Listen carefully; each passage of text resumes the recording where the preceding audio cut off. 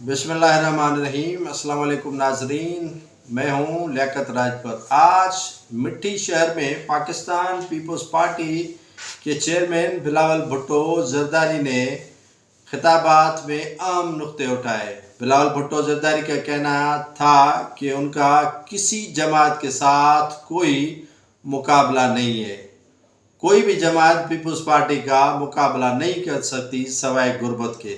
Peoples party के chairman Bilawal Bhutto Zardari का कहना था कि वो थर के अवाम की मज़ीद भी खिदमत करना चाहते हैं।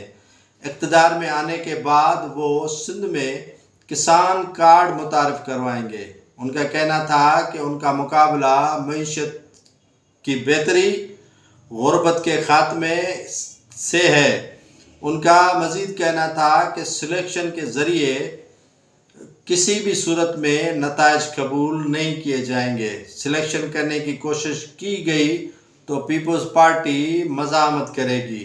बिलावल भुट्टो जरदारी साहब के इस खिताब के बाद मुस्लिम लीग नून अपने ऊपर लगी हुई इस्टेब्लिशमेंट के साए की छाप उतारने के लिए हाथ पांव मार रही है। मुस्लिम लीग नून के सरबराह मियां नवाज शरीफ ने आज मौलाना फजल रहमान से भी टेलीफोनिक रब्ता किया और उन्हें सिंध ख़ास तौर पर KPK और बलूचिस्तान में सीट टू सीट एडजस्टमेंट के लिए गुफ्तगू की गई है। बिलावल भुट्टो के ललकार के बाद मुस्लिम लीग नून भी पीपल्स पार्टी को जवाब देने के लिए मुतहरिक हो गई है। पीपल्स पार्टी का आज बड़ा क्राउड था, मिट्टी में बड़ा जलसा था। थरपारकर के हवाले से उनका आम हिंदू कम्युनिटी का ये कह लें कि त्यौहार था, दिवाली था। उनके जश्न के हवाले से जो क्राउड वहाँ पर मौजूद था उसमें हज़ारों की तादाद में ख़वातीन, बच्चे, बुज़ुर्ग और नौजवान शामिल थे जिन्होंने वालियाना इस्तकबाल पाकिस्तान पीपल्स पार्टी के चेयरमैन बिलावल भुट्टो जरदारी का किया।